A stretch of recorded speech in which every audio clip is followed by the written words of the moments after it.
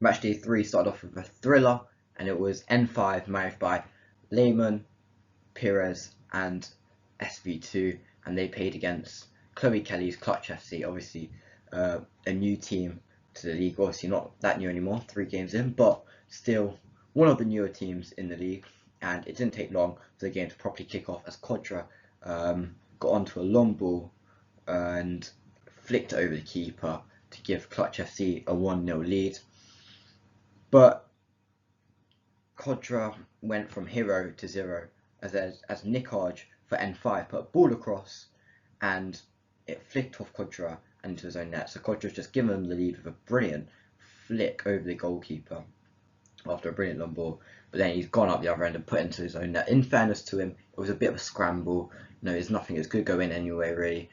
It was going to go in. It would have ended up in the net anyway because there was someone at the back post. He just threw himself at it, flicked off him, and he ended up going in. But a goal and an own goal for Contra to kick off the game, and ever since then, you knew when you were watching it was going to be a thriller. And then the GC, they Wagon made it 2-1 to N5 with a bullet. He just stepped up to it, ran up to it, sprinted up to it, and just slammed the ball. And the keeper had to keeper didn't really duck out the way, but the keeper got a hand on it, but it bent his wrist back. So you saw the free kick. He was like, listen, I'm going to full power it. Maybe it'll deflect off the player and go in. Maybe it'll go through the keeper's hands because it's so powerful. He stepped up to it, focused on the power rather than the direction, and it ended up in the net. And now at this point it's 2-1 to N5. We go into the game changer, which is 3-play, which is 3v3, and this is how it commonly goes.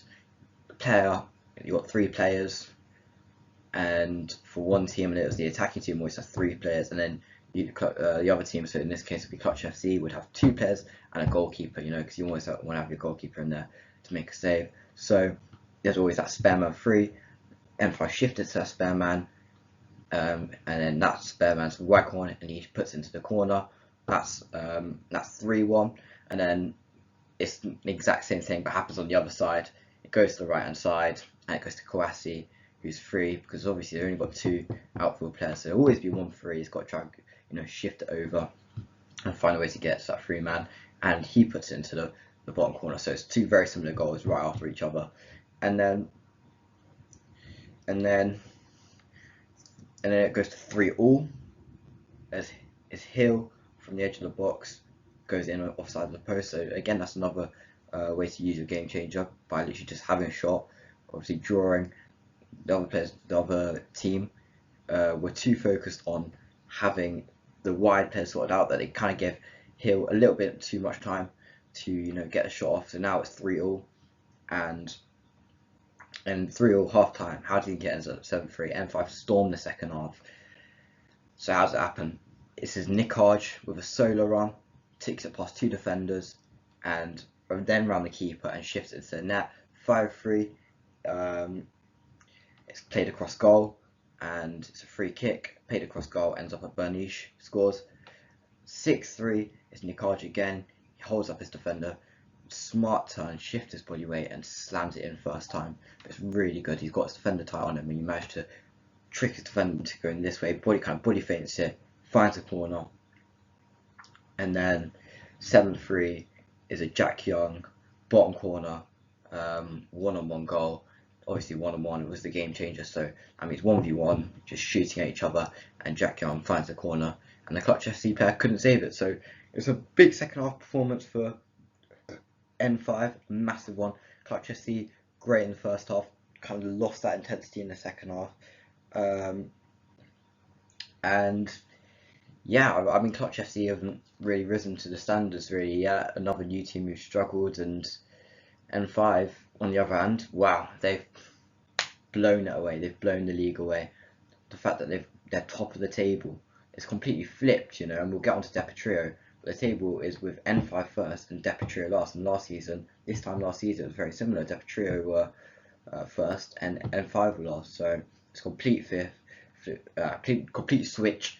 N5 absolutely running the league. They're doing brilliantly, and it's obviously a big season ahead. This is where the teams start to separate. and gaps start to be filled. And you know, in the start, you could, when you're top of the league after one game, you're top of the league after one game. But from the third game, you know, it's big, you know, taking that lead.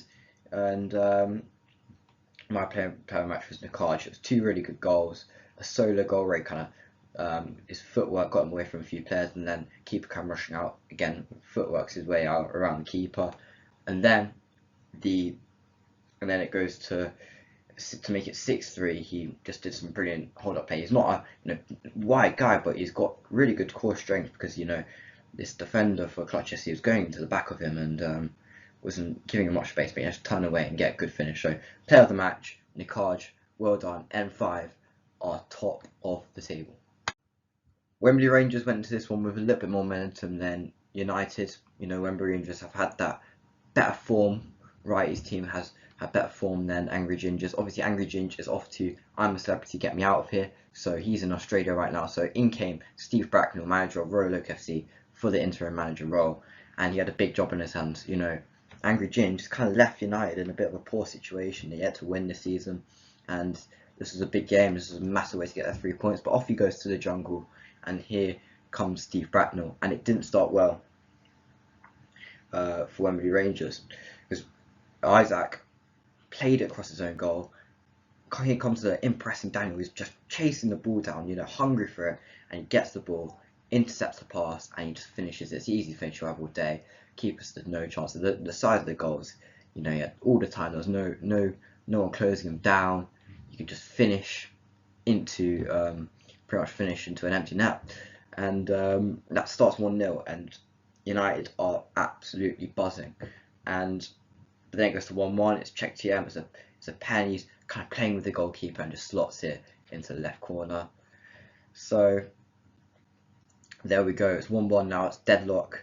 What can we do in the +1? Now this is awful from United. It was some of the worst defending I've ever seen. It was Kamara for Wembley Rangers, so I've talked about before, who being such like a small player, but can kind of just get his way around really well, and he travels. His movement's really good, and he's really hard to get the ball off. But it was lazy defending from United for this goal. Really, really, really lazy defending, right?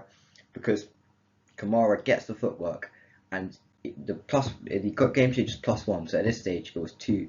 At this stage it was 2v2, I think. Yeah, it was 2v2, and Kamara just picks it up here, and you think they're going to play it to his other teammate, but no, he just takes it past one of the United players. I can't remember who it was, but the United player just stands there, and at that point he's got momentum, and he takes it even further. It was Harry Kane, I think, the second one. Harry Kane gives Kamara a bit of a go, and at least he's putting that fight into it. But I don't know who it was who didn't try to tackle him, but it was just awfully lazy. You know, he's just standing there, and Kamara just dribbled past him like he's not there. He was pretty much invisible, that United defender. But Harry Kane gives him a go, but Kamara manages to use his body to shift it, get a bit of a good goal scoring opportunity. It was still a tight angle, but he still did really well from tight angle, and Kamara made it 2-1. You know, really nice finish into the bottom corner, but it was awful defending. But Kamara is someone to look out for. It's great footwork, and yeah, it then goes 2-1. Chances, balls flying across the box. We then go into a fair play game changer, and that means any foul is a red card. Doesn't matter if it's just a tuck of the shirt, whatever the foul is. If the referee gives a foul, you're off. And United learned about that the hard way. United had 2 red cards, I'm pretty sure, and one of them was Kamina, and he just pulled the shirt, and then he clipped the Wembley Rangers player's boot, and there was another red card as well. And at that point they were down and out. It looked like they were, you know, with the red cards they had, they were just, you know, there was no point even bothering. Wembley Rangers might have been able to get one more, but at that point you could kind of turn the TV off. Not true, because they managed to pull it back. It's good football from United for this one. The ball was played through by Daniel. It was great movement by Butcher, and it was a split second he had a chance where he was like, we're a bit of space, and he had a chance to finish, and it was not an easy finish, but he managed to find the roof of the net, slam it, put power in it, and it ended up going in. And it was top tier movement, but it was also a great find, and he managed to just get himself that space, and that's what it's about ball league. It's not a massive pitch, but you can get yourself these little bits of space, and when you get into that space, you've got to find that space, you've got to move to that space, and you've got to finish once you got into that space. So that's what it's like being a forward, isn't it, in Ball League? So Butcher finds himself in a second of space and doesn't mess around and finishes. Now, as a game as a whole, 2-2, I think it was a pretty fair result. United did considerably well to get that goal in the last minute, considering they were, had plenty of red cards. But again, I think something that I have to address is how poor they've been this season. They still yet to win with 3 games in, and they just keep, they've obviously lost in the first week versus John Terry's team. They drew to Clutch FC just about, and they scraped a draw versus Clutch FC, and they did all right today, but still was a bit of a scraper, last minute goal. But they haven't put a convincing performance in, and I think the one thing I have to look at is intensity. They have not played in an intense way. They've been weak. You look at that game changer goal I said about Kamara, just kind of found space, and there's only 1 or 2 players who are out there fighting. A few of the players are kind of just like strolling around. The whole point of angry Ginge football is you're meant to be big, physical, intense football. It's rough, it's physical. You go out there and you win the ball, and you've got to be focused. The players look a shadow of what they were last season, and it's not good enough. And they've got to hope they can do what SDS did last season, just get a little late comeback, but it's got to start soon, because they're leaving it very late to get their first win, and it's not looking good for them. Wembley Rangers, again, they look good. They've got some really technical players, and I think they're a team which can absolutely challenge for the Final Four this season. So big up to them. Ian Wright's got his team playing well. It's a good point. A point's a point, and they've got some more points from earlier this season. So they obviously beat Deportivo, and yeah, they're playing really good football. So good on Wembley Rangers. Man match for that United game was obviously Daniels. It's a tough one to do. There wasn't many standout players. I could have gone for Kamara, but Daniels got a goal and an assist. And to be honest, he was the only one who was actually a hungry player, who was actually trying to fight for the win. And he was kind of carrying United to that point, a goal and an assist. And it was a really good assist as well. So has to be Daniels. Anyway, onto this one. Deportivo versus M7. Deportivo managed by Michael Richards, obviously a former Man City player, pundit. Daniel Sturridge, a pundit as well, but also has done a shift at Liverpool. And they were playing against M7, managed by Mini Minter, on his own, doing his shift by himself. But there we are. And this game went off to an absolute flyer. Deportivo, goalkeeper, red card, yes. Goalkeeper got caught in the midst of things, ended up tripping a player when they were going for a goal. And it was a denial of a clear goal scoring opportunity, which means a red card, which means suspension for 2 minutes. And that means, and in Ball League, you don't have backup keepers. So Deportivo had to put an outfielder in goal. M7 unfortunately did not take advantage of this. They weren't getting enough shots off, and they didn't match a goal while the Deportivo goalkeeper was suspended. So it was a bit of entertainment to kick us off there, but it remained 0-0 even after that suspension, even after an outfielder went in goal for Deportivo. But not long after, it was a use of a long ball. We're seeing a lot of long balls in this game week of Ball League. It was a long ball to make it 1-0 to Deportivo, and it was a long ball over, and it was controlled in the air from Dole, and he just kind of touched it, and his first touch put him away from the goalkeeper. The goalkeeper kind of was so stunned by that first touch, he didn't know what to do, and then it was took him into like the box there, and he kind of had an empty net to tap into. So the first touch put him in that goal score opportunity, and it was such a good chance. He didn't miss it. 1-0 to Deportivo, and then it's 1-0. 3 minutes to go to half time. It's a game changer. It's 3-play, and Illich for M7 always takes advantage of the 3-play. So good at these situations. Again, found a space and gets in near post. You either go far into the corner, or you just kind of twerp into the, try to find it into that near post. Open your body up and find the near post. But you went for the near post approach. We're now at 1-1, and then it's 3-play again. Fitzgerald's shot gets blocked, but it falls back to him. He gets a second chance, and he hits it first time. And it's 2-1 to M7 at this point. So that's what it is going into half time. 2-1. Fitzgerald shots blocked, but it just falls right back to him. And this time he hits it on his left foot and finds a corner. A bit of luck, but still a great finish considering he had to take it first time. 2-1 to M7. Half time. Now 2-2 from a Marvin Sordell penalty. I just wrapped it around the goalkeeper really well, as all players do when they go to the penalties. They always try to find the corners, which Sordell did. Now 2-2, it's deadlock, 3 points I need for Deportivo.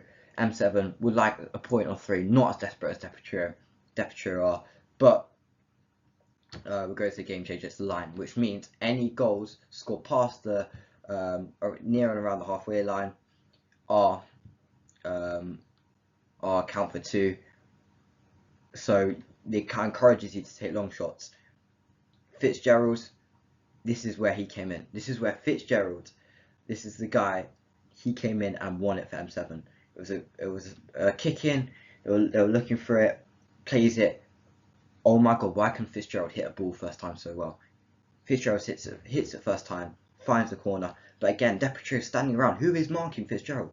This guy has already scored a good goal earlier, good finish, and they know they can't give him a second of time. Deportivo can't give Fitzgerald for M7 a second of time. They gave him all the time in the world. He hits it first time, he finds a corner. Great movement by him to get a bit of space. Kick-ins, usually don't really result in anything, but it's great critical thinking. Into the corner. We're now at 3-2. Can Deportivo rescue a point? Fitzgerald again. No, I'm getting this 3 points for M7. I'm gonna get it. I'm gonna do it. I'm gonna carry them to this win. And sometimes you need to be carried in football, especially ball league. Players need to step up, and he did. This is goal of the season. So this is what happened. He goes in, clamps the Deportivo player, wins the ball back. The Deportivo players, one of the Deportivo players then comes over, tries to back his boy. So I'll get that ball for you, mate. No, flicks it, does a little flick over there, sliding challenge. He slides in, so Fitzgerald slides in, gets the ball, flicks it over an oncoming challenge, and then he's got a space. He opens his body up and finesses it into the top corner. Oh my goodness, this is the best goal in Ball League so far this season. This is what I say about individual effort. He won the ball back for his team, flicked it over an oncoming challenge, beat the defender, and then wrapped around the keeper. There's no way the keeper could have saved that. You put Thibaut Courtois in goal, no way saves that. What a goal for Fitzgerald, and that's how it finished, 4-2. Now, player of the match has to be Fitzgerald after a hat trick, and we saw 4 or 5 hat tricks last week in game week 2 of Ball League, but a lot of them used the game changers, and game changers are there to be used, don't get me wrong.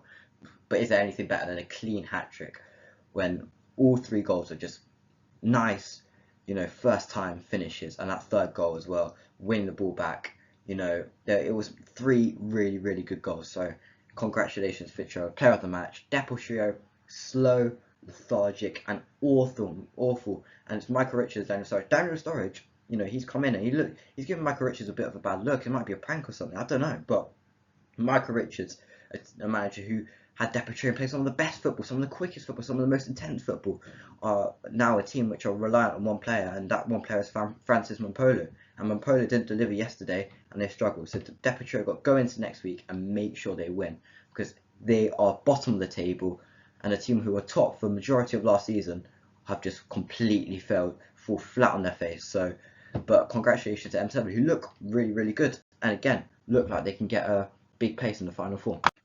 Now, SDS had drawn both of their first 2 games, and Ruckus had also not won a single game going into this one. So a win was desperate for both teams. A draw would not settle it. A draw would be an awful result. Both teams were going for the win, and it was a tight one. And it starts off with Keziah Sterling making a mistake, and that's how you know this game was going to be so good. If Keziah Sterling was making a mistake, I can't believe I've never seen Keziah Sterling make a mistake. He is the best player in Ball League. I couldn't believe my eyes. I was scratching my head. Is this real? Keziah Sterling is giving the ball away. But was he going to be punished? Yes, he was. Dadar intercepts Sterling's pass, and then he plays it across goal. No, he shoots. He has a shot. Keeper saves it, and Pepaj just taps home into a pretty much, empty net. So he keeps trying to scramble. His half-head's trying to scramble to get up and try save the incoming shot, but he couldn't, obviously. And Pepaj, dealt with it well. Obviously, Pepaj won the Pepsi pressure point, so that's a big point for Rockets, even though they didn't get a result here. Pepaj did get him a point, and that Pepsi pressure point came in clutch for a lot of teams last season. So there we are, 1-0 at this point to Rockets. I can't believe this. I can't believe SDS are not going to win another game. They're such a brilliant team, and I thought surely they have to win this one, and yeah, that's how it works. But it goes to the game changer, and it's onside, so that means offsides are not a thing. For these last 3 minutes of that first half, there is no offside. Put yourself where you want. You could goal hang all you want. Each team could goal hang as much as they want. So, of course, Hafed goes long. The SDS goalkeeper Hafed goes long, and up it goes. It's spilling around. Keziah Sterling wins it back with a crunching challenge. Plays it off to Didi. Didi plays it across the box, and there to finish is Velerte. Obviously, what a player he is. Gets distance, gets around. Of course, he's going to be there. He's up and down all game. Your closest thing to Kante or Caicedo. There's a proper engine of a player and a joy to watch. And of course, when the ball is going across the goal line, Velerte is going to be on the other side of that cross. He's very reliable. You can cover the distance, and you can. He's just got incredible fitness. So a really nicely worked goal. A great challenge by Sterling. It's really good to see how the teams kind of change their approach. Going to really resorting to long ball football in this onside game changer. There we go. It's now 1-1, and it's then 2-1. Keziah Sterling looks like he's about to shoot. Now this is interesting. He steps like he's going to shoot, so they kind of get everyone in the wall to try and block it. It's from just outside the box. I think maybe they can get like a shot off, and it could just either deflect his way in. But he's standing there looking at the goal like he's about to shoot the ball, but he doesn't. He gets into the Ruckus player's head. Instead he passes it, and because everyone's too concerned about Keziah Sterling's shot, they kind of left this striker free for Levy. For Levy's free in the box. Keziah Sterling instead passes it, and it's a brilliant first touch from Levy, who sets himself up for quite an easy finish, and he does it. It's 2-1 to SDS. That's critical thinking, and this is what SDS are so good at, and this is why I think they've got one of the best coaches in the game. They use they know how to use ball league. They play ball league well. They play ball league well. So whether it's a game changer like the onside, they have these tactics and they know how to get around these hurdles. And Ruckus obviously are new teams, so a little bit inexperienced. So in the previous game, we've seen them struggle with the game changers. We've seen them lose games because of the game changers and drop so many points because of it at the start of this season. But SDS know exactly how to approach every single situation. They look so experienced. They look like they've been playing ball league for about 5 years. So credit to them. At this point, it's 2-1, but 2-2 because of a Bruno Andre screamer from the halfway line, loops into the top corner. It's a stunner. It's another brilliant goal. We've seen so many brilliant goals this game week, and it's a brilliant one. He has a little bit too much time, but honestly, you're not going to start closing down people from the halfway line.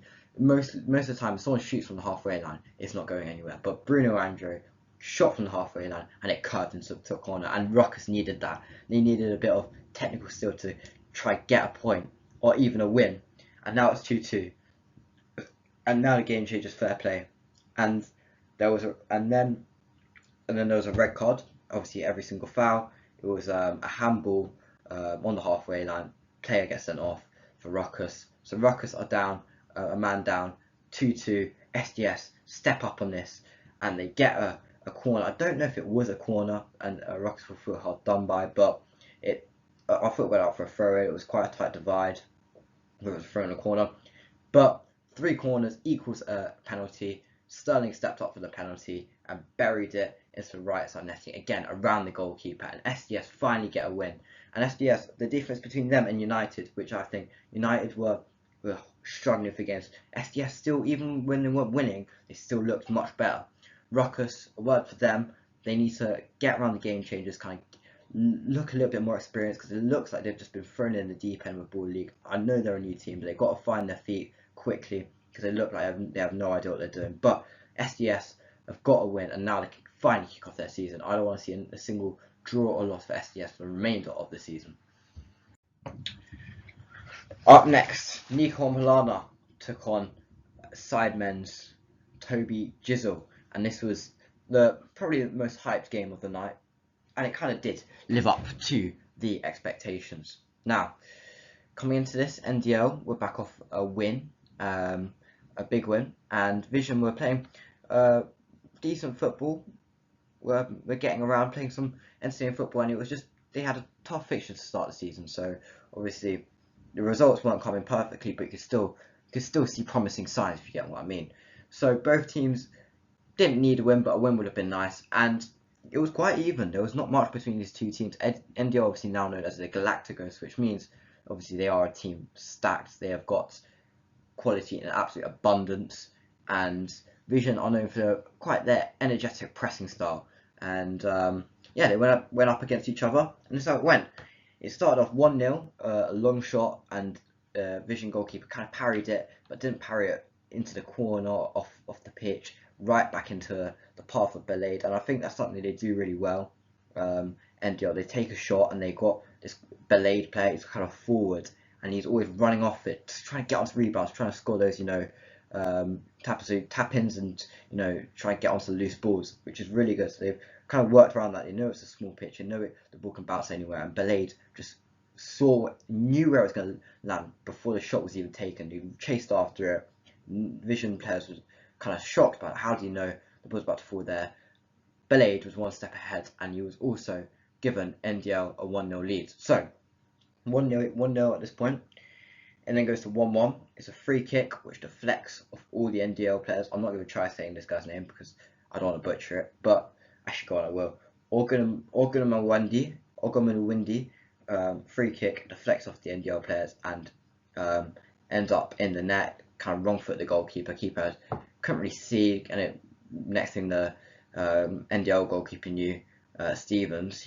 Next thing he knew, it was in the back of his net. So it was a little bit unfortunate. Vision kind of rode the luck for that goal, but there we go. And now this is a good one. Stevens. Obviously, goalkeepers play a lot, and they have a lot of work to do in terms of build-up in Ball League. And Stevens, here he is, kind of around the halfway line. It's not rare to see that, but when you've got the ball around the halfway line, you've got to make sure you don't make a mistake. Stevens ends up losing the ball. It's a pressing Cumberbatch. He's chasing after it, he wants it, and Stevens kind of panics and he loses it, and Cumberbatch kind of turns. And at that point, Cumberbatch turned. It looked like it was too late, and the NDL players were sprinting back, trying to get the ball off him, and the keeper was slowly almost back in his goal, and Cumberbatch knew what he had to do. He knew he was going to have to try to dink the keeper, and he tried to dink the keeper, and he dinked the keeper, and it was a brilliant goal. He just floated it over the keeper. Keeper looked over his head, over it goes, and it's brilliant. At that point where Cumberbatch had it, before he was about to take that shot, before he was about to dink it over the keeper, it kind of looked like the moment was over. The opportunity had gone. He had to hit it first time. He didn't. He kind of turned away. But he believed, and rightly so, because he dinked it over the goalkeeper to make it 2-1 to Vision FC. Now Vision are flying. Tobi Jizzle is playing some good football. 3-2.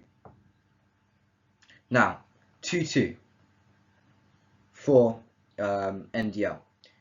Spills around, keeper grabs it, looks like he's going to play it long, kicks it for in the air. It's a drop kick, slams it forward. I'm looking, who's that going to? There's no one up there.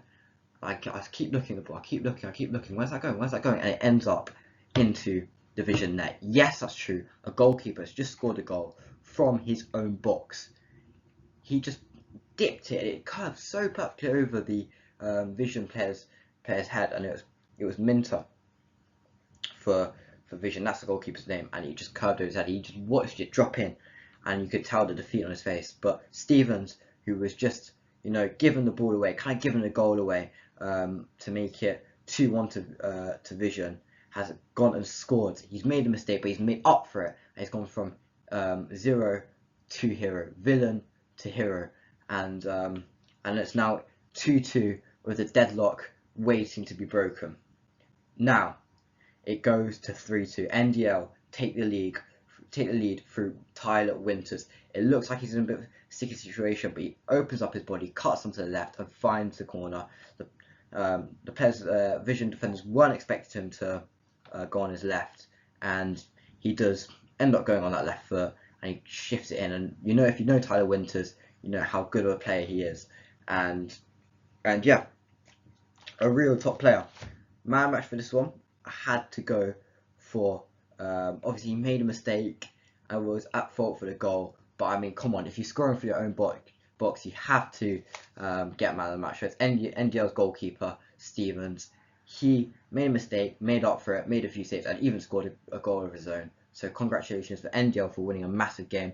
In terms of the two teams, NDL look like they're on their way now to as they got a bit of momentum. First game, Niko was put in a coffin after they lost to N5 FC, but N5 are a good team and they have got stacks of talent. As long as they keep the talent happy and they make sure they're giving minutes out to all the players all round, they have got an incredible bit of Niko ball. They've got a great manager, they've got great players, and it's all going well. Vision looked incredible in the first game week and were unlucky to only leave a point in that one. But ever since that first game week, they've kind of dropped off. They kind of got in the opposite direction of NDL, and they've got to try pick up soon. But they've Vision have also got some talented players, so I don't think it looks all too bad. But things have to improve sooner rather than later.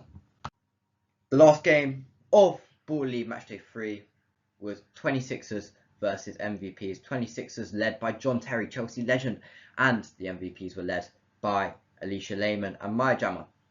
Now, there's obviously a little bit of both teams have a lot of respect for each other. Obviously, I talked to the MVP's coach, and he said the hardest team they played against last season was John Terry's 26ers, and he also said they were very unlucky in terms of the fact that they could have got way more points, but things were just not going their way, and he said I should look out for them this season. So I did look out for them, and they have been really good this season. They attack with quality, they've been really strong, and they just move it really nice. They've got a really, really good front three of Jardel Sterling, kind of a defender who can also operate in a forward role, Bilal Sayud and Robe, and they all work together really well. Jardel Sterling often taking parts in attack, but also his main priority is defending.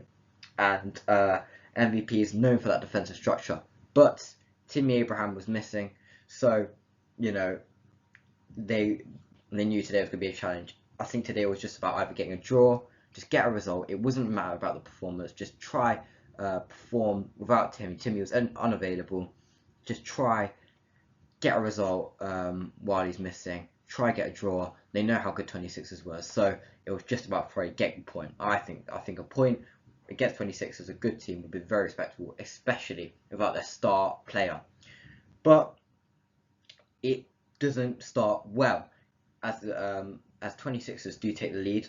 The game changer was 3-play, and MVPs obviously lost the ball when they were attacking, and Jardel Sterling obviously saw the empty net. When you're attacking during 3-play, you're not going to have a goalkeeper, you're going to have your 3 best attacking players on, and Jardel Sterling saw that they didn't have their goalkeeper on, made a brilliant challenge, and ended up tapping home, shooting into, it wasn't a tapping home, it was shooting into an empty net, and that gave 26 the lead, and that worked good for the MVPs. But it was then 2-0 as Rachel was spilling around. Rachel thought he had a bit more time than he did, and he was like, okay, I'm just going to take my time with this, figure myself out, but he didn't.